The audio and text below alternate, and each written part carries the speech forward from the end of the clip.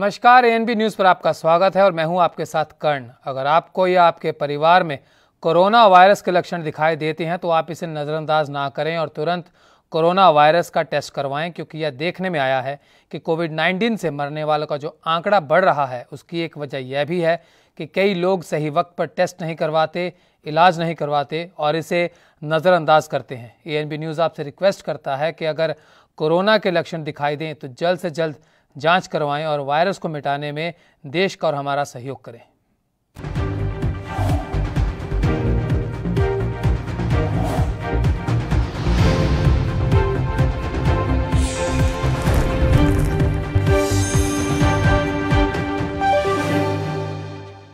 और अब बढ़ेंगे पहली खबर की ओर, जहां बॉलीवुड एक्टर सुशांत सिंह राजपूत की आत्महत्या के मामले की जांच में जुटी सीबीआई ने एफआईआर दर्ज की है। एफआईआर में सुशांत सिंह राजपूत की गर्लफ्रेंड रिया चक्रवर्ती और उसके भाई शोविक चक्रवर्ती का भी नाम है। सीबीआई ने आईपीसी की धारा 306, 341, 342, 420, 406 और 506 के तहत एफआईआर दर्ज की। सीबीआई की एफआईआर में रिया चक्रवर्ती, शोविक चक्रवर्ती, इंद्रजीत चक्रवर्ती, संध्या चक्रवर्ती, सैम्यूल मिरांडा और श्रुति मोदी और अन्य के नाम हैं। एक्ट्रेस रिया चक्रवर्ती पर आपराधिक साजिश, सुशांत को आत्महत्या के लिए उकसाने के आरोप हैं। आपको बता दें कि रिया चक्रवर्ती के खिलाफ सुशांत सिंह राजपूत के पिता के सिंह पटना में एक एफआईआर दर्ज करवा चुके थे। के सिंह ने रिया पर कई गंभीर आरोप लगाए थे।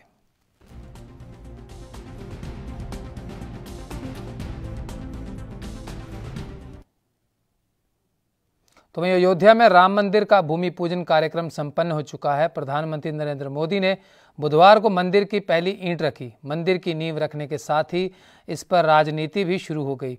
यूपी के संभल से समाजवादी पार्टी के सांसद शफीकुर रहमान बर्क ने भूमि पूजन पर प्रतिक्रिया देते हुए कहा कि अयोध्या में मस्जिद थी, है और रहेगी। उन्होंने साथ ही यह भी कहा कि मुसलमानों को खौफ खाने की जरूरत नहीं। सपा सांसद ने आगे कहा कि संघ ए बुनियाद रखना जमहूरियत का कत्ल करना है। इस जमहूरी मुल्क में यह जो अमल हो रहा है, उन्होंने शायद इस पर कभी गौर नहीं किया कि हम जो कुछ भी यहाँ कर रहे हैं वह किस बुनियाद पर कर रहे हैं। उनकी सरकार है, उन्होंने ताकत के दम पर संघ ए बुनियाद रख दी। कोर्ट से भी उन्होंने अपने पक्ष में फैसला करवा लिया।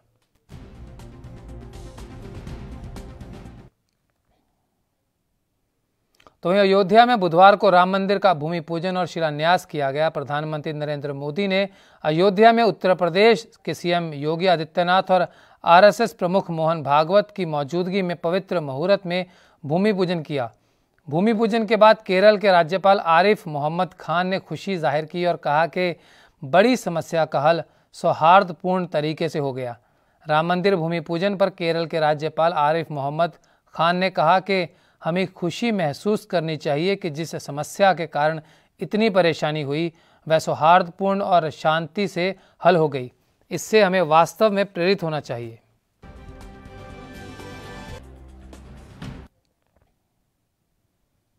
तो वहीं कांग्रेस के पूर्व अध्यक्ष राहुल गांधी ने बिहार के प्रदेश से लेकर प्रखंड तक पार्टीजनों के बीच चुनावी शंखनाद किया। इस वर्चुअल संवाद में उन्होंने कहा कि बिहार बदलाव का वाहक रहा है। स्वतंत्रता आंदोलन की शुरुआत भी गांधी जी ने पश्चिमी चंपारण से की थी। विपक्षी एकता पर जोर देते हुए राहुल गांधी बोले कि बेहतर प्लानिंग से काम करें और साथ ही उन्होंने दावा किया कि हम सहयोगियों के साथ मिलकर बिहार में जनता की सरकार बनाने जा रहे हैं। रोजगार, स्वास्थ्य और शिक्षा हमारे मुद्दे होंगे। राहुल ने आरोप लगाया कि भारतीय क्षेत्र में चीनी घुसपैठ को नकार कर प्रधानमंत्री ने बिहार रेजिमेंट के जांबाज सैनिकों की शहादत का अपमान किया। पूर्व कांग्रेस अध्यक्ष ने कहा कि वह जल्द ही बिहार का व्यापक दौरा करेंगे। मैं आज आपको कह रहा हूं, वो आपको 6 महीने बाद दिखेगा।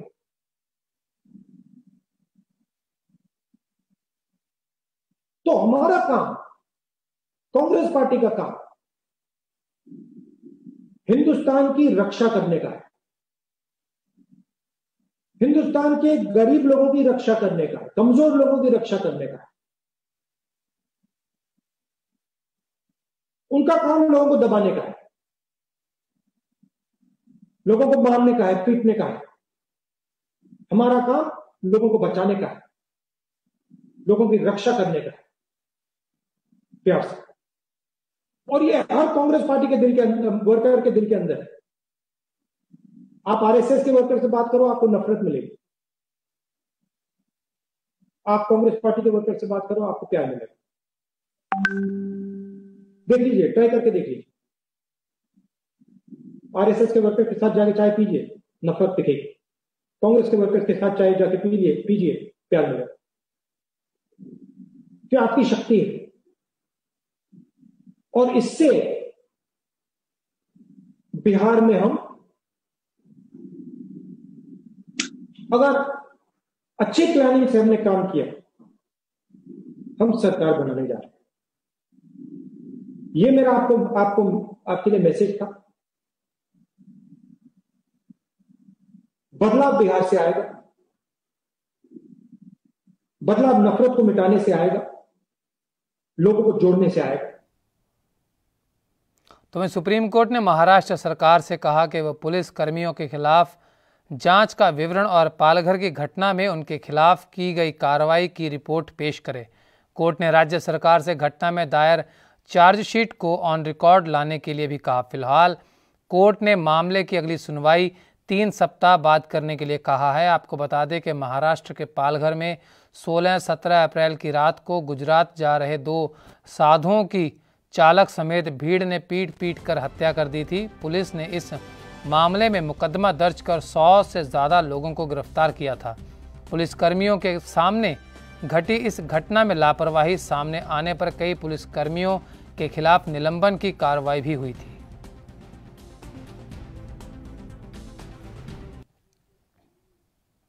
तो वहीं चीन के जरिए जम्मू कश्मीर को अंतर्राष्ट्रीय मसला बनाने की कोशिश में जुटे पाकिस्तान को एक बार फिर से मुंह की खानी पड़ी। जम्मू कश्मीर पर संयुक्त राष्ट्र सुरक्षा परिषद में हुई अनौपचारिक चर्चा बिना किसी निष्कर्ष के खत्म हो गई।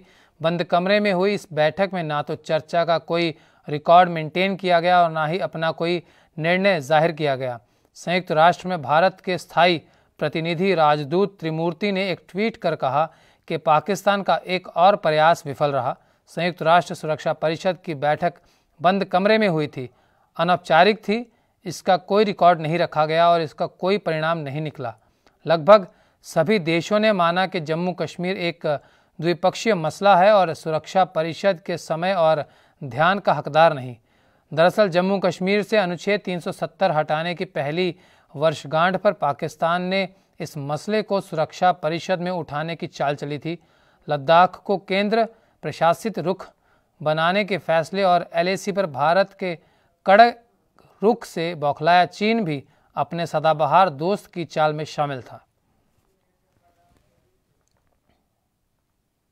लेबनान की राजधानी बैरूत में धमाके से पूरी दुनिया सहम गई। धमाका इतना ताकतवर था कि आसपास के 10 किलोमीटर तक के क्षेत्र में इसका भयंकर प्रभाव देखा गया। इस धमाके के बाद कई देशों की तरफ से पीड़ित देश की सहायता करने की बात कही गई, जहां इसको लेकर बुधवार को आपातकालीन चिकित्सा सहायता और फील्ड अस्पतालों को बचाव विशेषज्ञों और ट्रैकिंग कुत्तों के साथ लेबनान भेजा गया। तो वहीं शहर के बंदरगाह में हुए विस्फोट ने बड़े पैमाने पर विनाश किया और इसमें कम से कम 113 लोगों की मौत हो गई। यहाँ दुखद बात यह भी है कि लेबनान देश पहले से ही संकट के बुरे दौर से जूझ रहा है। ऐसे में राजधानी में हुए धमाके के बाद सबसे पहले खाड़ी राज्यों ने मदद की आवाज़ उठाई है, जिसमें कतर ने लेबनान की चिकित्सा प्रणाली पर दबाव को कम करने के लिए फील्ड अस्पतालों को भेजा, जो पहले से ही कोरोना वायरस महामारी से पीड़ित हैं। कतर ने 1000 बेड वाले 2 फील्ड अस्पतालों को भेजा। इसी तरह का एक अस्पताल इराक ने भेजा है। इसके अलावा कतर ने जनरेटर और चादरें भेजी।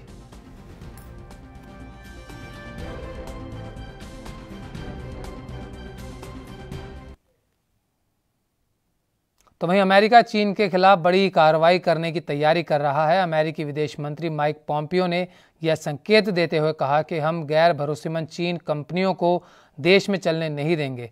प्रेस ब्रीफिंग के दौरान पोम्पियो ने कहा कि हम गैर विश्वसनीय चीनी ऐप्स को US ऐप स्टोर से हटते हुए देखना चाहते हैं और इस दिशा में काम भी कर रहे हैं। राष्ट्रपति डोनाल्ड ट्रंप की ओर से देश हित में टिकटॉक पर कार्रवाई का ऐलान इसी का हिस्सा है। अमेरिकी विदेश मंत्री ने चीन की टेलीकॉम कंपनियों के खिलाफ भी कार्रवाई की बात कही।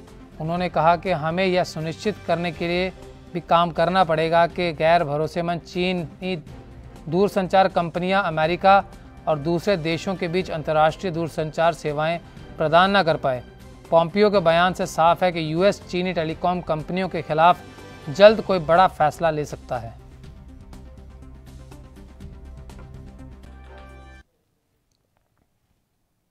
तो वहीं केंद्र सरकार की ओर से देश में स्थित 62 कंटेनमेंट बोर्ड के सिविल मेंबरों का कार्यकाल 6 महीने तक के लिए बढ़ा दिया गया।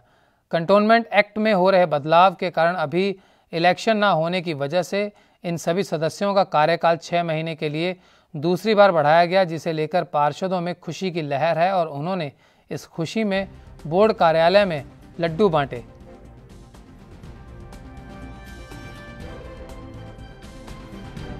क्या आएगा, उन लोगों को काफ़ी फैसिलिटीज़ देने जा रही है हमारी केंद्र सरकार, तो उस पर काम चल रहा है। पहले वो सुझाव के लिए हमारे पास आया था ड्राफ्ट बन के, हमारे being a vice president, being a members, being a CEO और कंटोनमेंट, हम लोगों ने अपने सुझाव भेजे। हमने सिविलियन से भी सुझाव लिए, तो हमारे हरियाणा सरकार के स्तर पे भी वहाँ पर सुझाव गए हैं। अब उसका वो प्रिंट तैयार हो गया है और वो बिल जो बिल्कुल टेबल होने वाला है, जिस दिन भी नया सत्र अब शुरू होगा हमारी केंद्र सरकार का, उसमें वो पास हो जाएगा और उसके बाद हमारे जो है कंटोनमेंट के चुनाव जब भी कराना चाहेगी। तो वहीं कुपवाड़ा के सीमांत जिले की 23 वर्षीय नादिया बेग ने संघ लोक सेवा परीक्षा में फतह हासिल करते हुए 350वां रैंक हासिल किया। नादिया के माता पिता सरकारी शिक्षक हैं। नादिया की माने तो उन्होंने 12वीं की परीक्षा पास करने के बाद से ही यूपीएससी की परीक्षा में सेंध लगाने का लक्ष्य रखा हुआ था। उन्होंने कहा कि मुझे अभी अपनी भावनाओं को व्यक्त करने का तरीका नहीं आता, लेकिन मेरी सफलता का सारा श्रेय मेरे परिवार को जाता है, विशेष रूप से मेरे भाई को, जिसने सिविल सेवाओं के लिए मेरी पढ़ाई के दौरान मुझे प्रोत्साहित किया।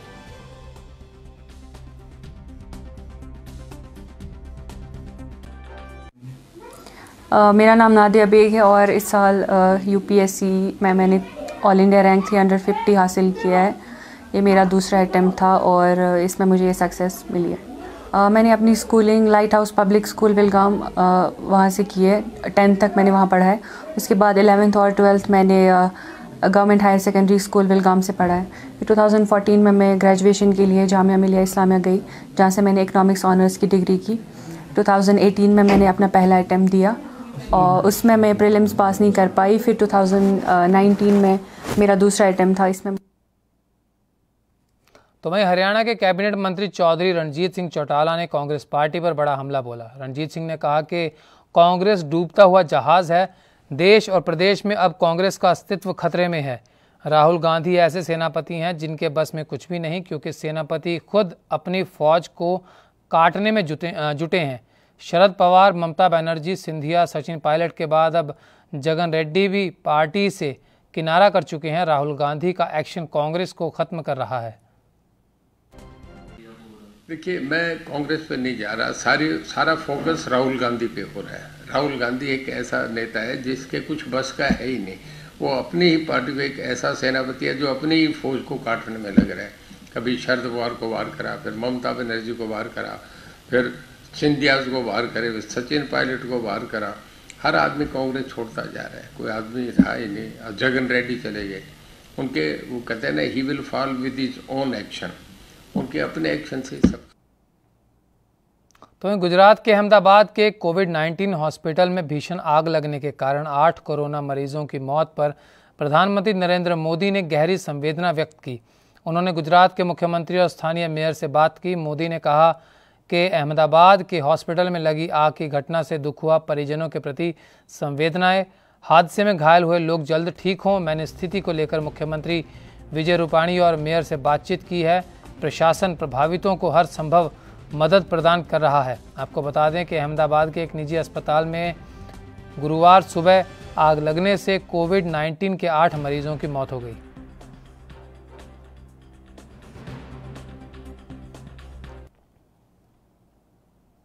तो वहीं हरियाणा सरकार द्वारा कल 34 एसएचओ प्रमोट कर डीएसपी बनाए गए। आज एसएचओ से डीएसपी बने पुलिस अधिकारियों का डेलीगेशन हरियाणा के गृह मंत्री अनिल विज से मिलने और धन्यवाद करने पहुंचा। अनिल विज ने कहा कि इनकी प्रमोशन ड्यू थी। इनके कुछ साथी हाईकोर्ट गए थे। कोर्ट के क्लियरेंस के बाद इन्हें प्रमोशन दे दी गई।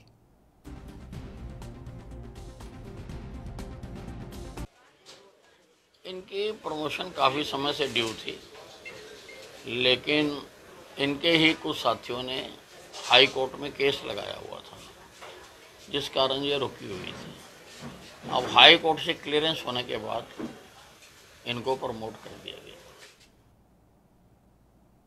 तो वहीं पंजाब की पूर्व मंत्री और पूर्व संसदीय सचिव नवजोत कौर सिद्धू ने मानसा के कस्बा भीखी में डेरा बाबा बलवंत मुनि जी के यहाँ नतमस्तक होकर आशीर्वाद प्राप्त किया, जिसके बाद पत्रकारों से बातचीत करते हुए उन्होंने नकली शराब पीने से हुई लोगों की मौत पर शोक प्रकट किया और कहा कि नकली शराब कांड में कोई भी दोषी हो उसको गिरफ्तार कर उसकी संपूर्ण संपत्ति को जब्त करना चाहिए ताकि यह तस्कर जमानत पर रिहा न हो सके।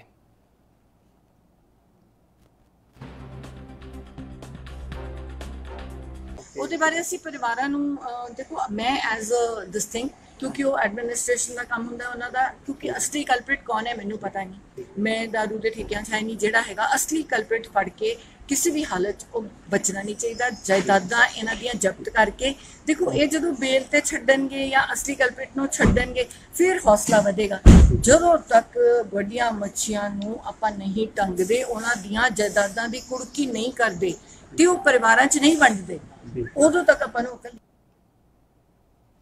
तो वहीं हरियाणा का मुस्लिम बाहुल्य जिला कोरोना काल के शुरुआती क्षणों में सबको डरा रहा था। इस जिले में शुरुआत में जितनी तेज़ी से कोरोना पॉजिटिव केसों की संख्या बढ़ी, उसी तेज़ी से लोग स्वस्थ होते गए और ईद उल फितर के अवसर पर ज़िला कोरोना से फ्री हो गया। हालांकि उसके बाद फिर से कोरोना ने ज़िले में दस्तक दी और न केवल सैकड़ों की संख्या में नए केस सामने आए बल्कि 12 लोगों की कोरोना से मौत भी हो गई। हालांकि सबसे अच्छी बात यह रही कि रिकवरी रेट में यह ज़िला हरियाणा में दूसरे स्थान पर है। ज़िला नोडल अधिकारी और deputy civil surgeon doctor Arvind Kumar ने पत्रकारों से बातचीत के दौरान इस बात की जानकारी दी।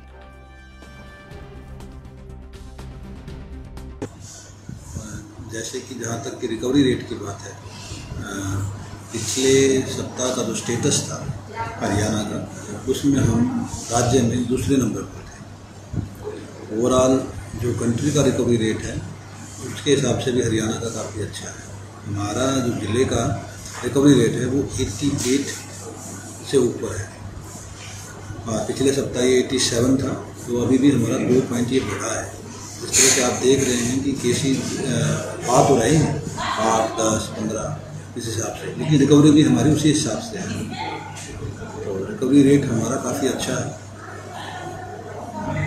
और जहाँ तक केसों की बात है, कल शाम को 7 नए केस थे। रिकवरी हमारी जो कल की थी 4 की थी।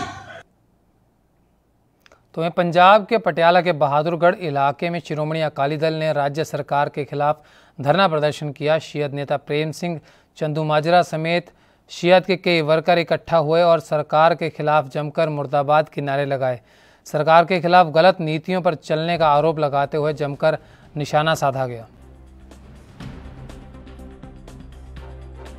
ਪੰਜਾਬ ਭਰ ਵਿੱਚ ਅਸੀਂ ਸ਼੍ਰੋਮਣੀ ਅਕਾਲੀ ਦਲ ਵੱਲੋਂ ਦਲਿਤ ਵਰਗ ਦੇ ਜਿਹੜੇ ਮਸਲੇ ਨੇ ਉਹਨਾਂ ਨੂੰ ਲੈ ਕੇ ਰੋਸ ਪ੍ਰਦਰਸ਼ਨ ਪਿੰਡ-ਪਿੰਡ ਰੱਖੇ ਨੇ। ਅੱਜ ਪਟਿਆਲੇ ਜ਼ਿਲ੍ਹੇ ਵਿੱਚ ਹੋ ਰਿਹਾ, ਇਸੇ ਤਰ੍ਹਾਂ ਅੱਡ-ਅੱਡ ਜ਼ਿਲ੍ਹਿਆਂ ਵਿੱਚ ਹੋ ਰਹੇ ਨੇ ਔਰ ਪਟਿਆਲੇ ਜ਼ਿਲ੍ਹੇ ਦੇ ਹਲਕੇ ਸਨੌਰ ਦੇ ਵਿੱਚ ਮੇਰਾ ਖਿਆਲ ਹੈ 1 ਦਰਜਨ ਦੇ ਕਰੀਬ ਸਾਡੇ ਵਿਧਾਇਕ ਨੇ ਹੁਣ ਤੱਕ ਚੋਣ ਜਲਸਿਆਂ ਨੂੰ ਐਡਰੈਸ ਵੀ ਕਰ ਲਿਆ। 250 ਦੇ ਕਰੀਬ ਇਸ ਹਲਕੇ ਦੇ ਵਿੱਚ ਇਸ ਤਰ੍ਹਾਂ ਦੇ ਜਿਹੜੇ ਪ੍ਰਦਰਸ਼ਨ ਹੋਣਗੇ। ਇਸੇ ਤਰ੍ਹਾਂ ਘਨੌਰ, ਰਾਜਪੁਰਾ, ਸਨਮਾਣਾ, ਸ਼ਤਰਾਣਾ, ਪਟਿਆਲਾ 2, ਪਟਿਆਲਾ ਸ਼ਹਿਰ ਸਾਰਿਆਂ 'ਚ ਨਾਭਾ ਸਾਰਿਆਂ 'ਚ ਇਸ ਤਰ੍ਹਾਂ ਦੇ ਪ੍ਰਦਰਸ਼ਨ ਪਟਿਆਲੇ ਜ਼ਿਲ੍ਹੇ 'ਚ ਹੋ ਰਹੇ ਨੇ। ਸਭ ਤੋਂ ਵੱਡੀ ਮੰਗ ਆ ਕਿ ਰਾਸ਼ਨ ਘਟਾਲੇ ਦੇ ਵਿੱਚ ਜਿਹੜਾ ਕੇਂਦਰ ਤੋਂ ਭੇਜਿਆ ਰਾਸ਼ਨ ਆ ਉਹਦੇ ਘਟਾਲਾ ਹੋਇਆ, ਸਕੈਂਡਲ ਹੋਇਆ, ਉਹ ਜ਼ਿੰਮੇਵਾਰ ਲੋਕਾਂ ਦੀ ਪਹਿਚਾਣ करके ਉਹਨਾਂ ਤੇ सज़ा दी। तो वहीं हरियाणा के कैथल में खतरनाक वारदात की फिराक में 3 बदमाशों को दबोचा गया। तीनों फिरौतियों के लिए 2 लोगों का कत्ल करने की तैयारी में थे। CIA फर्स्ट पुलिस ने जिले के 2 अलग अलग हत्याओं और फिरौती के मामलों की गुत्थी को सुलझा लिया। कैथल के पुलिस अधीक्षक शशांक कुमार सावन ने बताया कि तीनों आरोपी 2 हत्या पहले कर चुके थे और 2 और लोगों की हत्या करने के इरादे से घूम रहे थे कि गुप्त सूचना के आधार पर तीनों आरोपियों को काबू कर लिया गया। तीनों की पहचान कलायत निवासी प्रवीण उर्फ बिन्नी, पंडित शुभम उर्फ सुखा वाल्मीकि और विजेंद्र उर्फ बिट्टू के तौर पर हुई। आरोपियों ने पूछताछ में अपने गुनाह कबूल कर लिए।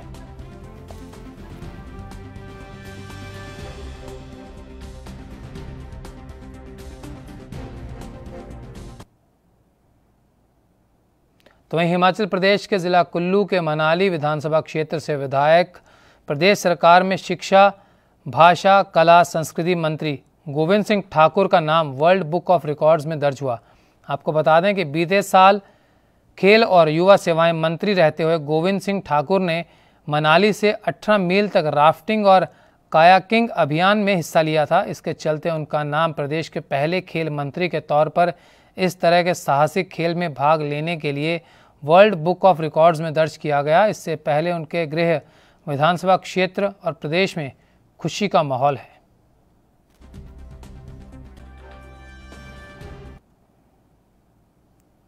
तो वहीं मणिपुर में भारतीय जनता पार्टी की सरकार पर एक बार फिर से खतरा मंडरा रहा है। यहां कांग्रेस ने सरकार के खिलाफ अविश्वास प्रस्ताव को आगे बढ़ाते हुए अपने विधायकों को व्हिप जारी करते हुए कहा कि वो 10 अगस्त को आहूत विधानसभा सत्र में हिस्सा लें। मिली जानकारी के अनुसार सत्तारूढ़ एन बीरेन्द्र सिंह के नेतृत्व वाली सरकार के खिलाफ अविश्वास प्रस्ताव को आगे बढ़ाते हुए विपक्षी कांग्रेस ने सोमवार यानी 10 अगस्त को एक दिवसीय विधानसभा सत्र में भाग लेने और पार्टी लाइन पर ही वोट देने के लिए अपने विधायकों को व्हिप जारी किया। स्थानीय मीडिया रिपोर्ट्स के अनुसार बीजेपी ने भी गुरुवार को अपने विधायकों को व्हिप भेजा है। आपको बता दें कि जुलाई में 59 विधानसभा सीटों वाले राज्य मणिपुर में एनडीए सरकार मुश्किल में घिर गई है, क्योंकि राज्य के डिप्टी सीएम समेत कुल 9 विधायकों ने इस्तीफे दे दिए थे। इनमें से 3 बीजेपी विधायकों ने इस्तीफे देकर कांग्रेस पार्टी ज्वाइन कर ली। राज्यसभा चुनावों से ठीक पहले मणिपुर में बीजेपी के लिए संकट की स्थिति बन गई। हालांकि बीजेपी ने स्थिति नियंत्रण में कर ली थी और सरकार गिरने से बच गई थी।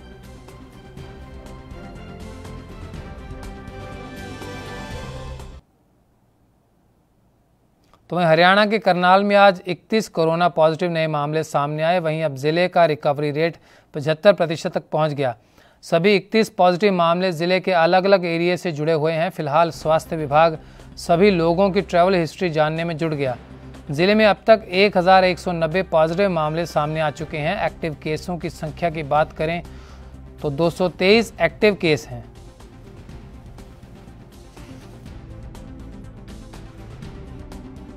हमारे साथ जुड़े हुए हैं सीएमओ योगेश कुमार, उनसे जानेंगे क्या कुछ आज का कोरोना के केस हैं, कितने केस आए हैं, क्या कुछ। आज डिस्ट्रिक्ट करनाल में 31 केस अभी तक पॉजिटिव आए हैं, जिनमें 22 केसेस जो हैं वो RT-PCR के माध्यम से और 9 केसेस जो हैं एंटीजन पॉजिटिव आए हैं। तो इसके अतिरिक्त हमारे 52 जो है आज पेशेंट रिकवर हुए हैं डिस्ट्रिक्ट में। तो हमारा करनाल डिस्ट्रिक्ट का जो रिकवरी रेट है वो बहुत अच्छा है, 75% प्लस हमारे यहाँ का रिकवरी रेट है। इसके अतिरिक्त हम सैम्पलिंग को इंक्रीज़ करने के लिए करनाल में हम और व्यवस्था करी है, जिसमें सेक्टर 6 डिस्पेंसरी और 16 की पॉलीक्लिनिक में एक फिक्स्ड डेली हमारी सैंपल कलेक्शन होगी, जिससे कि किसी भी व्यक्ति को किसी तरह का परेशानी ना सहन करनी पड़े और ज़्यादा देर वेट ना करनी पड़े। इसके अतिरिक्त CHCs जो है हमारी है, वहाँ पे भी फिक्स्ड डेली हमारी जो है सैम्पलिंग की जाएगी। ये थे हमारे साथ सीएम योगेश कुमार, इन्होंने ये बताया कि जो करनाल का रिकवरी रेट है काफ़ी अच्छा रिकवरी रेट आया है। लोगों से यही अपील की अगर घर से बाहर निकलते हैं तो अपने मुंह पर मास्क लगा के रखें, हाथों को सैनिटाइजर करते रहें। अमित भटनागर। तो राजस्थान के बीकानेर के श्री डूंगरगढ़ कस्बे में आने वाले ठुकरियासर गांव के लोगों ने पुलिस और तहसील प्रशासन पर आरोप लगाते हुए जिला कलेक्टर को ज्ञापन सौंपा।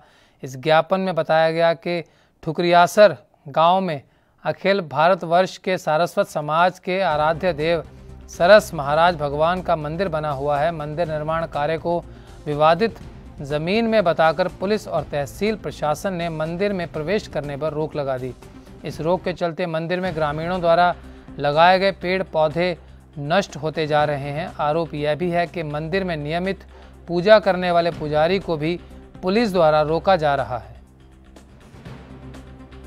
ठुकरियासर गांव का प्रत्येक नागरिक, प्रत्येक ग्रामीण या जिला प्रशासन के सामने पहुंचा है कि तहसील प्रशासन की मिलीभगत के कारण जिस प्रकार से झूठे गांव वालों को परेशान किया जा रहा है, लोगों की भावनाओं के साथ में खिलवाड़ किया जा रहा है, उनके आराध्य देवताओं के साथ में खिलवाड़ किया जा रहा है। इस खिलवाड़ को सहन नहीं किया जाएगा।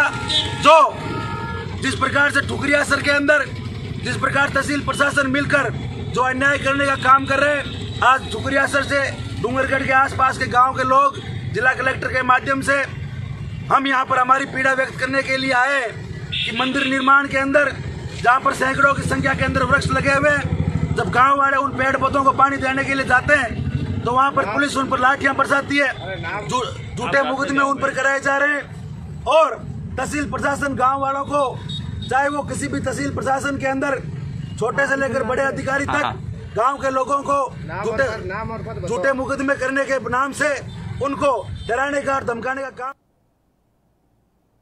समाचारों में लेंगे एक छोटा सा ब्रेक।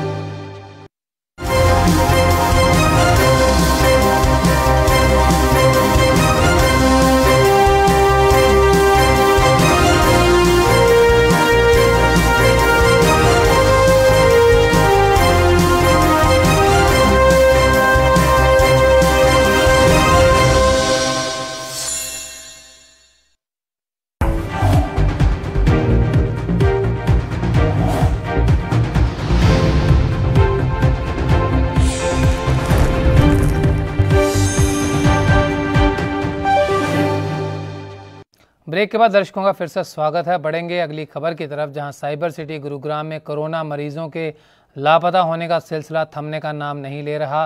स्वास्थ्य विभाग की लापरवाही के चलते मुलाहड़ा गांव से 5 कोरोना संक्रमित मरीज लापता हो गए। इन मरीजों का 2 अगस्त को कोविड-19 टेस्ट करवाया गया था, जिसमें सभी कोरोना पॉजिटिव पाए गए।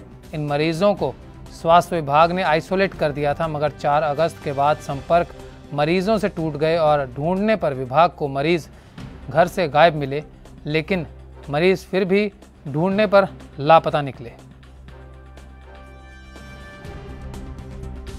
मुलाहिड़ा से जो इंचार्ज है हमारे वहाँ पर, उन्होंने मामला संज्ञान में लाया था कि जो हमारे कैंप लग रहे हैं या जो टेस्टिंग, तो 5 मरीज पॉजिटिव थे, कोरोना पॉजिटिव।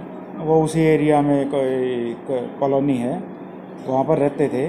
जब हमारी टीम ने कांटेक्ट किया तो लगातार कांटेक्ट में थे, और उनको जैसे सूचना मिली कि यह मरीज़ यहाँ पर नहीं है, यहाँ न करनी, तो तुरंत प्रभाव से जो इंचार्ज है उन्होंने जो राइडर हैं SHO उनको इन्फॉर्म किया और कंप्लेंट दर्ज करवा दी थी। उस पर आज FIR भी लॉन्च हो चुकी है।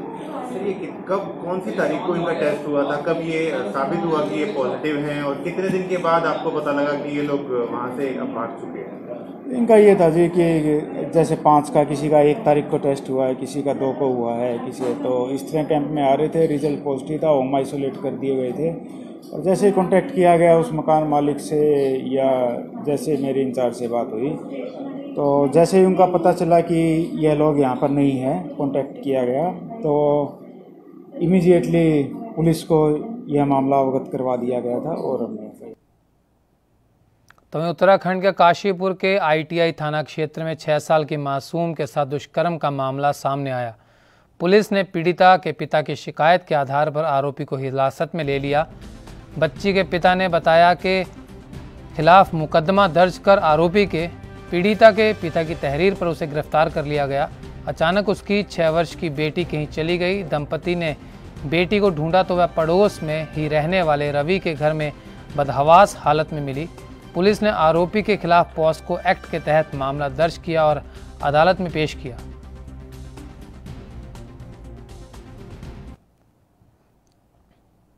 एक तरफ हाल ही में भाई बहन के अटूट प्रेम का पर्व रक्षाबंधन मनाया गया, तो वहीं दूसरी ओर एक भाई ने अपनी नाबालिग बहन को मारपीट कर घर से बाहर निकाल दिया। मामला हरियाणा के फरीदाबाद का है, जहां भाई द्वारा घर से निकाली गई बहन अब चाइल्ड वेलफेयर कमेटी के गर्ल्स केयर सेंटर में रह रही है, जिससे मिलने के लिए हरियाणा महिला आयोग टीम की सदस्य रेनू भाटिया पहुंची और पीड़ित नाबालिग बेटी से मुलाकात की। इसके साथ ही इस केयर सेंटर में रह रही करीब दर्जन भर ऐसी ही प्रताड़ित नाबालिग किशोरियों का हालचाल जाना। ये हमारा गर्ल्स केयर सेंटर है जो WCD की तरफ से होता है, जहाँ पे हम इस तरह की गर्ल्स को रखते हैं जो 18 इयर्स से कम हैं और जिनके साथ कोई ना कोई मिसहैपनिंग हुई होती है, जैसे पॉस्को के एक्ट के अंदर कोई आती हैं गर्ल्स या मिसिंग में होती हैं या फैमिली अडॉप्शन नहीं करती या कुछ इस तरह के केसेस, अलग अलग तरह के केसेस हैं गर्ल्स के। तो उनको देखने के लिए, उनमें से एक लड़की को देखने के लिए मैं आई थी यहाँ पर, और मैंने देखा कि यहाँ के स्टाफ ने बहुत अच्छे से मैनेज किया है गर्ल्स को। सब सेटिस्फाइड थी। जिस गर्ल को पर्सनली मैं मिलने आई थी वो भी संतुष्ट है, थोड़ा सा डिस्टर्ब सी थी, बट मुझे लगता है वो बैलेंस कर लेगी अपने आप को, और हम कोशिश करेंगे कि हम उसको सिलाई सिखाकर और सिलाई के आगे काम खोल कर दें और उसको सपोर्ट करें ताकि वो अपनी जीविका जी सके। तो हिमाचल प्रदेश के अस्पतालों में अनुबंध पर तैनात चिकित्सकों के पे ग्रेड में कटौती से नाराज चिकित्सकों ने सरकार के खिलाफ मोर्चा खोल दिया। कुल्लू जिला के सरकारी स्वास्थ्य केंद्रों और अस्पतालों में चिकित्सकों ने काले बिल्ले लगाकर विरोध जताया। डॉक्टरों ने सरकार से मांग को जल्द से जल्द पूरी न करने पर 9 अगस्त को 2 घंटे की पेन डाउन हड़ताल की चेतावनी भी दी। प्रदेश मेडिकल डॉक्टर्स एसोसिएशन के जिला अध्यक्ष डॉक्टर ओमपाल शर्मा ने बताया कि ग्रेड पे की कटौती प्रदेश के कई स्वास्थ्य संस्थानों में तैनात अनुबंध चिकित्सकों की गई है। सरकार द्वारा की जा रही कटौती से हर अनुबंध चिकित्सक को लगभग 9,000 रुपये प्रति माह का नुकसान है।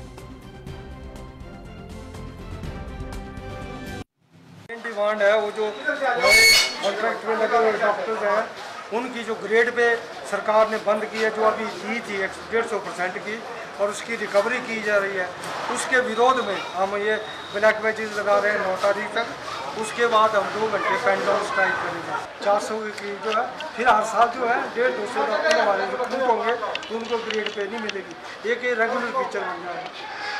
तो इसलिए एक गस्टेड अफसर को अपना स्टैंडर्ड मेंटेन करें। और देखो आप कोरोना में कितना काम कर रहे हैं हमारे लोग, कितने लोग उन शहीद हो गए इसमें डॉक्टर, और कई स्टेटों में तो पैसे दे रहे हो एक्स्ट्रा इंसेंटिव फॉर कोरोना। हमारे तो पहले मिल रहा था कोरोना के लिए तो कुछ दिया नहीं, और वो होते तब भी था। तो वहीं हिमाचल के कुल्लू में भी इटली से आ रही सेब की नई पौध के बारे में बागवान आकर्षित हुए और कई बगीचों में इसकी खेती भी की जा रही है। दरअसल सेब की ये किस्म कम समय में उत्पादन शुरू कर देती है और इनका आकार भी छोटा रहता है। इतना ही नहीं, किसी भी खराब मौसम में इस किस्म के पौधों को नेट में सुरक्षित रखा जा सकता है। आपको बता दें, पिछले कुछ सालों से बागवानी विभाग बागवानों को इटली की अच्छी किस्म और ज़्यादा फल देने वाले सेब के पौधे उपलब्ध करवा रहा है। वहीं बागवान अब खुद भी इटली से यह पौधे मंगवा रहे हैं। विभाग की ओर से चलाई जा रही योजना के तहत विश्व बैंक योजना के अंतर्गत क्लस्टर आधार पर बनाए गए हैं समूह में प्रति किसान को इटली के 50 सेब के पौधे उपलब्ध करवाए जाते हैं। अभी जो आपने मेरा बगीचा देखा, ये बगीचा हमने पिछली साल 3 अप्रैल 2019 में लगाया है, जो आपके सामने है। और जो हमने प्लांट मटेरियल ये इटली से गरीबा नर्सरी से इंपोर्ट किया। आप देख रहे हैं कि इसी साल इसमें लगभग 5 से 7 किलो सेब हैं। और ये जो प्लांट होते हैं ये मैनेजमेंट की दृष्टि से बहुत अच्छे होते हैं। ये पेस्ट एफिशिएंट है, लेबर एफिशिएंट है, और इसमें सेब की जो क्वालिटी भी बहुत ज़्यादा अच्छी आती है। और मेरा जो ये बगीचे लगाने का उद्देश्य यही है कि यहाँ इसको हम एम्प्लॉयमेंट जनरेटिव बनाएं, क्योंकि युवा जो इधर उधर काम के लिए भटकता है वो अपने घर में अपनी ज़मीन को ठीक करके अपने बगीचे बनाए, तो यहाँ एम्प्लॉयमेंट की बजाय सेल्फ एम्प्लॉयमेंट बनेगा उनके लिए। और साथ ही साथ ये जो बगीचे हैं ये एनवायरनमेंट की दृष्टि से हमको ये बगीचे इसी क्षेत्र में हो सकते हैं। और ये हमारा जो इलाका है हाई डेंसिटी के लिए बहुत अच्छा है, क्योंकि हाई डेंसिटी जब हम लगाते हैं तो सबसे पहले जो चीज़ इसके लिए चाहिए होती है वो है वाटर मैनेजमेंट। और कुल्लू में ज़्यादातर जो एरिया हैं हमारे धान के क्यारे हैं, जहाँ जो है जहाँ नेचुरल इरिगेटेड लैंड है। तो हिमाचल प्रदेश में अगर कहीं हाई डेंसिटी सबसे अच्छी हो सकती है तो कुल्लू मनाली के क्षेत्र में हो सकती है। मेरा इस बगीचे के लगाने का उद्देश्य प्रोडक्टिविटी को बढ़ाना। राष्ट्रपिता महात्मा गांधी की 150वीं जयंती के आयोजनों की श्रृंखला में राजस्थान के जिला कलेक्ट्रेट सीकर में अगस्त क्रांति कार्यक्रम के संबंध में बैठक का आयोजन किया गया। बैठक में अतिरिक्त जिला कलेक्टर जयप्रकाश के अधिकारियों को कार्यक्रम के संबंध में आवश्यक दिशा निर्देश दिए गए।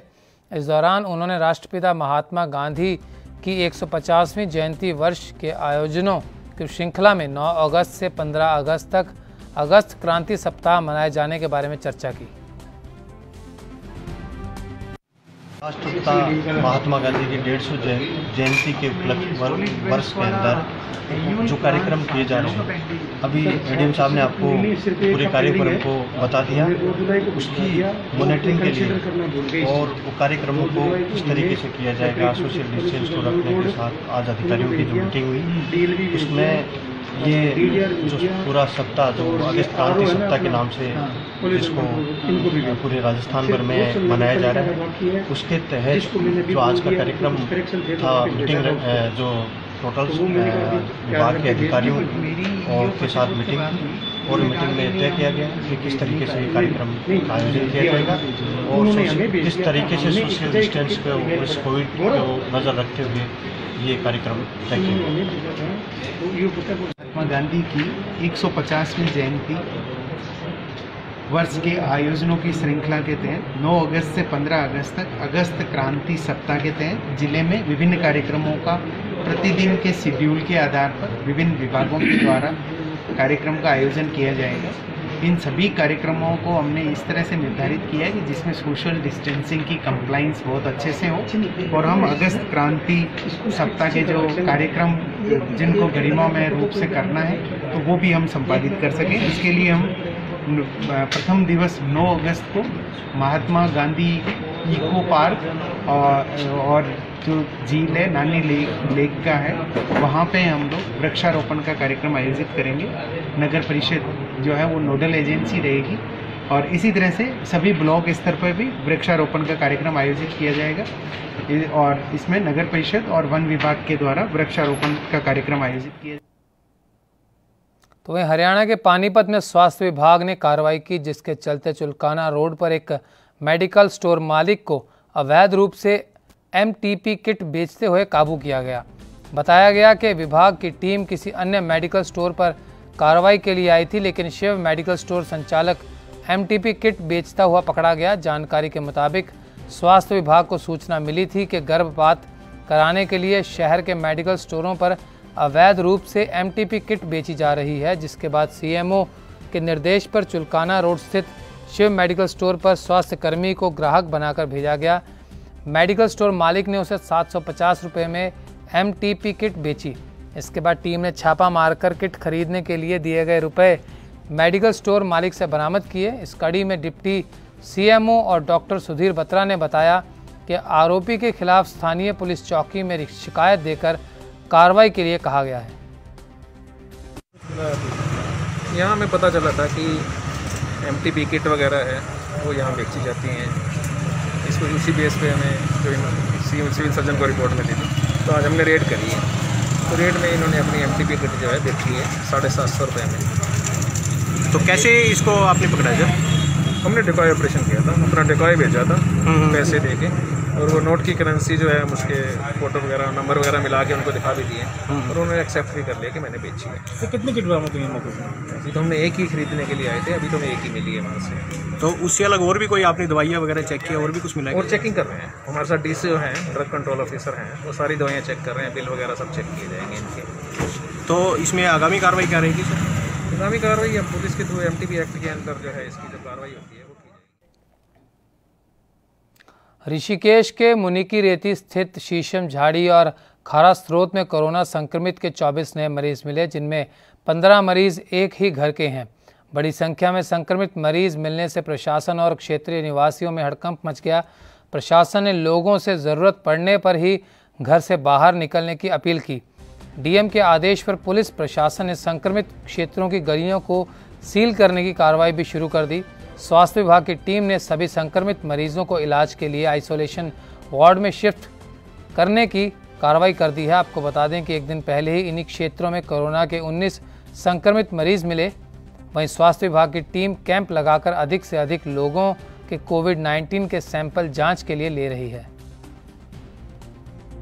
हम लोगों ने जिलाधिकारी महोदय के निर्देश अनुसार 2-3 दिन से शीशम झाड़ी में जो है हम लोग रैंडम सैंपलिंग कर रहे थे और जो हाई रिस्क में लोग थे उनकी सबकी सैंपलिंग कर रहे थे, जिसमें कल जो हमने सैंपल लिए थे उसमें जो है 18 लोगों का हमारे पास आया था कि शीशम झाड़ी में पॉजिटिव आए हैं।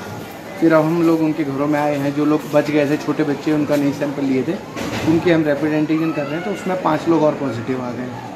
तो कल हमारे 19 और 5 24 लोग पॉजिटिव आ गए हैं, सिर्फ शीशम झाड़ी और खरा सूख।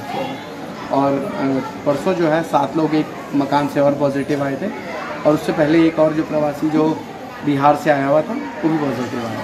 ये 7 लोग एक मकान से आ रहे हैं, और जैसे जो अभी हम लोगों ने लिया है तो 15 लोग एक ही घर से आए हैं पॉजिटिव। तो अब एसिम्टोमेटिक पहले आ रहे थे एसिम्टोमेटिक, अब जो है उनके परिवार में जो पॉजिटिव आ रहे हैं उनको सिम्टम भी है, बुखार है, खांसी है, अब सिम्टोमेटिक केस आने शुरू हो गए हमारे कम्युनिटी में। तो क्या कर रहे हैं कि अब हमने कैंप भी स्टार्ट कर दिए हैं, आगे हम हर मोहल्लेवार जो है सैंपल लेना हमने स्टार्ट कर दिया। तो वहीं हरियाणा के फतेहाबाद में सामाजिक कार्यकर्ता कुलदीप भुक्कल ने फतेहाबाद के आबकारी एवं कराधान विभाग की डीडीसी वीके शास्त्री पर 25 करोड़ के घोटाले के गंभीर आरोप लगाए। कुलदीप भुक्कल ने कहा कि वीके शास्त्री ने तरुण मेहता ठेकेदार को बिना किसी दस्तावेज के 25 करोड़ के ठेके दे दिए। अब ठेकेदार तरुण मेहता पर आबकारी विभाग की 25 करोड़ की देनदारी बनती है। इसको लेकर तरुण मेहता को नोटिस तक जारी नहीं किया जा रहा। जब इस मामले में डीईटीसी वीके शास्त्री से बात की गई तो उन्होंने तमाम आरोपों को निराधार बताया। बात करूं तो फतेहाबाद के अंदर आज कम से कम 25 करोड़ रुपए का भ्रष्टाचार जिसके ऑन रिकॉर्ड सबूत हैं। तरुण मेहता है एक ठेकेदार, शराब का ठेकेदार है, उसकी फर्म है जोरबा वाइन। आज उसके 25 करोड़ रुपए बकाया है जो हरियाणा सरकार के राज्यसभा को चुनना है। हरियाणा प्रदेश की 2.5 करोड़ की जो जनता है उसका एक टैक्स का पैसा है वो, और उसके साथ मिली बकर के डीटीसी एक्साइज के जो डीटीसी हैं फतेहाबाद के वीके शास्त्री, उनकी वजह से और हरियाणा सरकार को नुकसान है। उनकी वजह से क्यों है? क्योंकि जब उनको 2019 में ठेके अलॉट किए गए 6 जोनों के, तब उनसे कोई भी किसी प्रकार का कागज नहीं लिया गया। ये सारा सबूत है, ऑनलाइन हरियाणा सरकार की साइट पे है। भाई आप 56 करोड़ रुपए के ठेके दे रहे हो, 56 करोड़ रुपए के ठेकों में आप उस आदमी का पैन कार्ड नहीं ले रहे, आधार कार्ड नहीं ले रहे, कोई प्रॉपर्टी नहीं ले रहे, कोई सिक्योरिटी बाउंड कुछ नहीं ले रहे, आप M75 नहीं ले रहे, और उसको 6 करोड़ का आप कारोबार दे रहे हो, तो आपने लेना चाहिए। तो इससे स्पष्ट साबित होता है कि वीके शास्त्री जो डीटीसी हैं फतेहाबाद के, उनकी तरुण मेहता के साथ उनके ठेकों के अंदर साइलेंट पार्टनरशिप है। एज ए डीटीसी मैंने उस फर्म की चल और अचल संपत्ति थी वो फरवरी मास से ही जो है ना अटैच करनी शुरू कर दी थी, और उस बारे में हिसार के डीसी और तहसीलदार से मैं उनकी अटैचमेंट भी करा चुका क्योंकि संपत्ति उस जिले में स्थापित है। तो चल अचल संपत्ति है, सेक्शन 72 में वारंट ऑफ अटैचमेंट में भी ये प्रॉपर्टी में अटैच कर चुका हूँ। और जहां तक जिस शिकायतकर्ता के द्वारा यह आरोप लगाया गया है उसकी 2-3 शिकायतें मैं उनका जवाब भी दे चुका हूँ। कुर्सी पर बैठने के बाद आदमी संविधान के प्रति जवाबदेह होता है, और मेरे ऊपर जो आरोप लगाए हैं उनका मैं पूर्णतः खंडन करता हूँ। तो यूपी के हरदोई से बड़ी खबर निकलकर सामने आई, जहां नाबालिग लड़की के साथ सामूहिक बलात्कार किया गया और उसके माता पिता को थाने के चक्कर लगाने पड़े।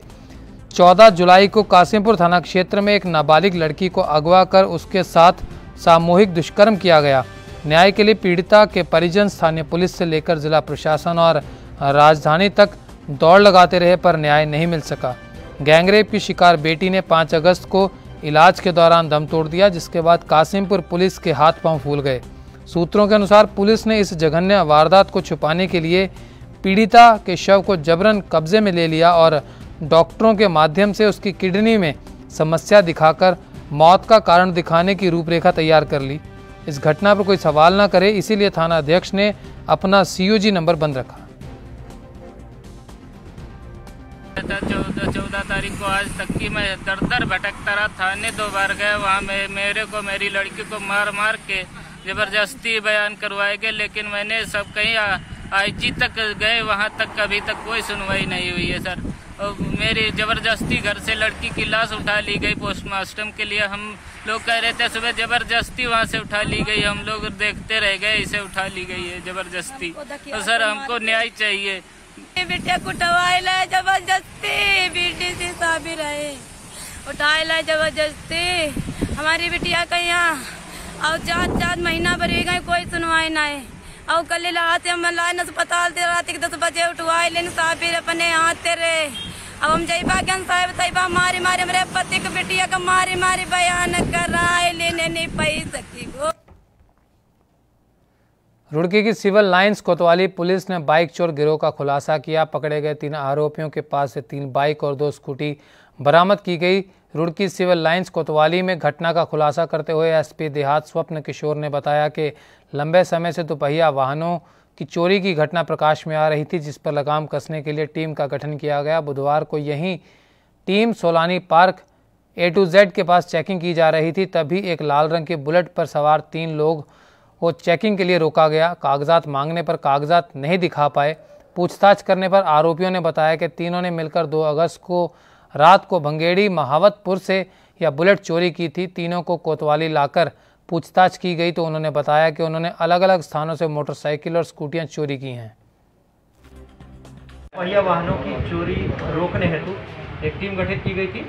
उक्त टीम के द्वारा चोरी हुए एक वाहन के संबंध में CCTV फुटेज खंगालते हुए लगातार उसके पीछे प्रयास करते हुए connectivity of evidence, connectivity of CCTV footage, connectivity of accused ensure करते हुए आज इस पूरी चेन को कंप्लीट करके 3 अभियुक्तों को गिरफ्तार किया है। अमनदीप, अविनाश और शुभांशु। और इनके कब्जे से और इनकी निशानदेही पर कुल 5 दोपहिया वाहन चोरी किए हुए बरामद किए गए हैं। उक्त खुलासे में चेतक में तैनात राजेश देवरानी, सब इंस्पेक्टर BS चौहान और सब इंस्पेक्टर विनोद रावत की अहम भूमिका रही है। उक्त खुलासे के लिए पुलिस टीम को SSP हरिद्वार सर की ओर से 2500 रुपये का पुरस्कार घोषित किया। तो वहीं सीनियर अकाली नेता व हल्का बस्सी पठाना के पूर्व विधायक जस्टिस निर्मल सिंह शिरोमणि अकाली दल को छोड़कर शिरोमणि अकाली दल डेमोक्रेटिक में शामिल हो गए। इस मौके पर बस्सी पठाना में एक समागम का आयोजन भी किया गया, जिसमें गणमान्य व्यक्तियों ने हिस्सा लिया। उन्हें शामिल करने के लिए पार्टी अध्यक्ष सुखदेव सिंह ढींढसा व बलवंत सिंह रामूवालिया विशेष तौर पर पहुंचे। डेमोक्रेटिक पार्टी के अध्यक्ष सुखदेव सिंह ढींढसा ने कहा कि उनकी पार्टी का कभी भी शिरोमणि अकाली दल बादल व कांग्रेस के साथ गठजोड़ नहीं हो सकता। तो ठीक इसके बाद जिला फतेहगढ़ साहब की शिरोमणि अकाली दल बादल इकाई की तरफ से तुरंत एक प्रेस कॉन्फ्रेंस की गई। इस कॉन्फ्रेंस में निर्मल सिंह के कदम को ड्रामा बताया गया। ਅੱਜ ਦਾ ਸਵਾਗਤ ਤਾਂ ਤੁਹਾਨੂੰ ਪਤਾ ਹੀ ਹੈ ਕਿ ਜਸਟਿਸ ਸਾਹਿਬ ਨੇ ਸਰ ਨਿਰਮਲ ਸਿੰਘ ਹੋਰਾਂ ਨੇ ਆਪਣੇ ਹਲਕੇ ਵਿੱਚ ਸਾਰੇ ਜਿੰਨੇ ਅਕਾਲੀ ਸੀ ਅਹੁਦੇਦਾਰ ਸੀ ਅਕਾਲੀ ਦਲ ਦੇ ਕੋਆਪਰੇਟਿਵ ਬੈਂਕਾਂ ਦੇ ਦੂਜੇ ਸਰਪੰਚ ਸਾਰੇ ਅੱਜ 54 ਦੇ ਤਕਰੀਬਨ ਜੁਆਇਨ ਹੋ ਕੀਤੇ ਨੇ। ਬਾਕੀ ਸੰਗਤ ਹੋਰ ਬਹੁਤ ਆਈ ਹੈ, ਇਹਨਾਂ ਦਾ ਮੈਂ ਜੀਆਂ ਵੀ ਕਹਿੰਦਾ, ਧੰਨਵਾਦ ਵੀ ਕਰਦਾ ਜੱਜ ਸਾਹਿਬ ਨਾਲ ਸਾਥੀ ਜਿਹੜੇ ਅੱਜ ਆਏ ਨੇ। ਉਸ ਦਾ ਬੈਟਰ ਜਵਾਬ ਜਿਹੜਾ ਹੈ ਸਰਦਾਰ ਸੁਖਬੀਰ ਸਿੰਘ ਬਾਦਲ ਦੇ ਸਕਦੇ ਆ, ਕਿਉਂਕਿ ਪਿੱਛੇ ਜੀਆਂ ਜੱਟੀਆਂ ਘਟਨਾਵਾਂ ਸ਼੍ਰੋਮਣੀ ਅਕਾਲੀ ਦਲ 'ਚ ਤੇ ਸ਼੍ਰੋਮਣੀ ਗੁਰਦੁਆਰਾ ਪ੍ਰਬੰਧਕ ਕਮੇਟੀ 'ਚ ਹੋਈਆਂ ਹੈ। ਕੋਈ ਵੀ ਗੁਰੂ ਨਾਨਕ ਦੇ ਨਾਮ ਲੈਵਾ ਜਿਹੜਾ ਸਿੰਘ ਆਪਣੇ ਆਪ ਨੂੰ ਗੁਰੂ ਗੋਬਿੰਦ ਸਿੰਘ ਜੀ ਦਾ ਸਿੰਘ ਕਹਾਉਂਦਾ ਹੈ, ਉਹਦੇ ਦਿਲ 'ਚ ਇੱਕ ਚੀਜ਼ ਹੈ, ਭਾਵੇਂ ਉਹ ਬੇਅਦਬੀਆਂ ਦੀ ਗੱਲ ਹੈ, ਭਾਵੇਂ ਸ਼੍ਰੋਮਣੀ ਗੁਰਦੁਆਰਾ ਪ੍ਰਬੰਧਕ ਕਮੇਟੀ 'ਚ ਅੱਜ ਦੀਆਂ ਜੋ ਘਟਨਾਵਾਂ ਹੋਈਆਂ ਕਰਪਸ਼ਨ ਦੀ ਗੱਲ ਹੈ। ਹੁਣ ਤੁਸੀਂ ਅੱਜ ਜੋ ਹੋਇਆ ਸ਼ੋਅ ਬਸੀ ਪਠਾਣਾ ਜੋ ਇਹਨਾਂ ਨੇ ਕੀਤਾ ਉਹ ਫਲਾਪ ਸ਼ੋਅ ਹੈ, ਕਿਉਂਕਿ ਉਹਦੇ ਵਿੱਚ ਬਸੀ ਪਠਾਣਾ ਦੀ ਹਲਕੇ ਦੀ ਸੰਗਤ ਤਾਂ ਆਟੇ 'ਚ ਲੂਣ ਦੇ ਬਰਾਬਰ ਸੀ। कोई राजपुरे तो आया, कोई खन्ने तो आया, कोई पटियाले तो आया, कोई चमकौर साहब तो आया, कोई मोरिंडे तो आया, कोई मोहाले तो आया, कोई रिश्तेदार दूर नेड़ों जिन्ने रिश्तेदार सी वो इकट्ठे किए हुए सी। इस करके ये शो है जिहड़ा पूरी तरह फ्लॉप शो है और जिहड़ा ये ज्वाइन करना भी एक समझदा पार्टी की गलती है। एक रिटायर्ड जज नूं MLA की टिकट दे के MLA बनाया, इदू वड्डी पार्टी की गलती की हो सकती है। अज उन्होंने 5 साल बाद याद आया भी मैं पार्टी प्रति आ गल्लां जिहड़ियां अज उन्होंने बोलियां उत्थे तुसीं उन्होंने क्वेश्चन करदे भी तुसीं कदी देखिया भी हाई कोर्ट का जज एकदम रिटायरमेंट तो बाद MLA MP बनते तो देखे आपां, पर इन्नी नीवीं लड़ाई अज साहब सुखबीर सिंह बाल के खिलाफ, वड्डे बाल साहब के खिलाफ उन्होंने का कद ते जज साहब का कद कित्थे आ। तो वहीं हरियाणा के फतेहाबाद के रतिया में नए शूज़ खरीदने के लिए दुकान में आए ग्राहक और दुकानदारों के बीच जमकर मारपीट हुई। मारपीट की लाइव वीडियो भी सामने आई। जूते की कीमत को लेकर दुकानदार और ग्राहक के बीच बहस हुई, बात बढ़ गई और नौबत हाथापाई तक आ गई। दुकानदार का कहना है कि ग्राहक ने अपने साथियों को बुलाकर उसके साथ मारपीट की, जिसके बाद अब पीड़ित दुकानदार को रतिया के नागरिक अस्पताल में भर्ती करवाया गया और पुलिस को मामले की जानकारी दे दी गई। पुलिस ने मौके पर पहुंचकर दुकानदार के बयान दर्ज किए। DSP का कहना है कि पुलिस द्वारा मामले में जल्द कार्रवाई अमल में लाई जाएगी।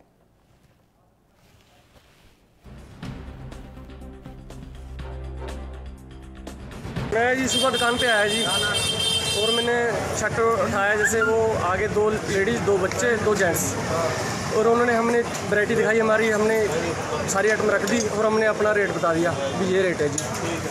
तो वो कहते हैं हमारा तो इस रेट में पड़ता नहीं, हम तो इतने लेते हैं। महा जी अपना इस रेट में पड़ता नहीं है, हमारा ये रेट है जी।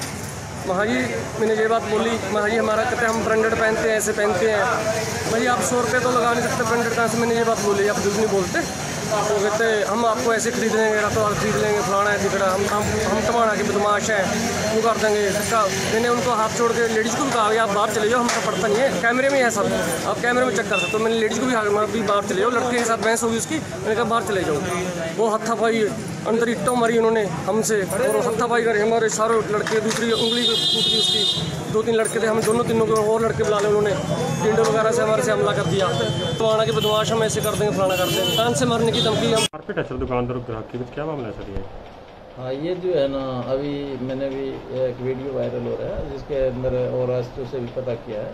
तो रतिया के अंदर मार्केट के अंदर किसी दुकानदार और गायक के आपस में जो है ना किसी बात को लेके लड़ाई झगड़ा हो गया था, और उस पर जो है अभी पता चला है कि कुछ लोग जो है ना उस लड़ाई झगड़ा में लगी चोटों के कारण हॉस्पिटल में दाखिल हैं और उनकी स्टेटमेंट लेकर जज नियमानुसार कार्रवाई। तो वहीं पंजाब में कांग्रेस से जुड़ी खबर सामने आ रही है, जहां कांग्रेस के राज्यसभा सांसद शमशेर सिंह दुल्लो ने प्रताप सिंह बाजवा के इस्तीफे की मांग पर बोलते हुए दुल्लो ने कहा कि यह लोग मेरा इस्तीफा मांगने के लायक ही नहीं है। अगर सोनिया गांधी कांग्रेस को स्मगलरों की पार्टी बनाना चाहती है तो हम उनके कहने पर अभी इस्तीफा दे देंगे। वहीं दुल्लो ने कैप्टन अमरिंदर सिंह की तुलना नीरो से करते हुए कहा कि रोम जल रहा है और नीरो बांसुरी बजा रहा है। यही हाल कैप्टन का है, जनता बेहाल है और पंजाब में माफिया राज है, मगर मुख्यमंत्री अपने घर से ही नहीं निकल रहे।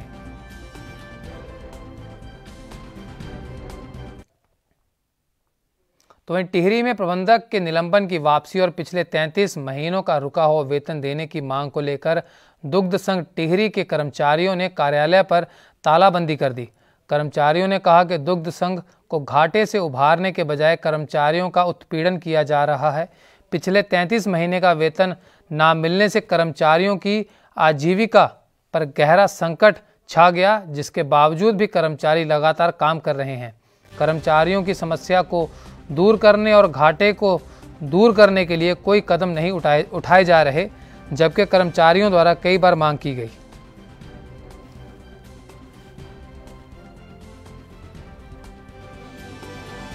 एक तो हमारे बीच का जो कर्मचारी था डेयरी इंचार्ज साहब, उनको अतिरिक्त भार दिया गया था मैनेजर का, लेकिन 3 साल से इन लोगों ने कोई भी प्रशासन आश्वासन देते रहे कि हम आपका 15 दिन में या 30 दिन में आपका जो है जो वेतन रुका वो देंगे। हम 3 साल से वेट करते रहे, उसके परिणाम ये निकला कि हमारा जो बीच का कर्मचारी था उनको निलंबित कर दिया गया और 33 महीने का हमारा वेतन रुका हुआ है। हम ही जानते, हमारी पीड़ा कोई नहीं जान सकता। हम किसके पास नहीं गए, पूरे शासन के पास गए, प्रशासन के पास गए, उन लोगों ने, सब लोगों ने। बुलेटिन में अभी के लिए इतना ही। देश और दुनिया की तमाम अहम खबरों के लिए बने रहिए ANB न्यूज़ के साथ। नमस्कार।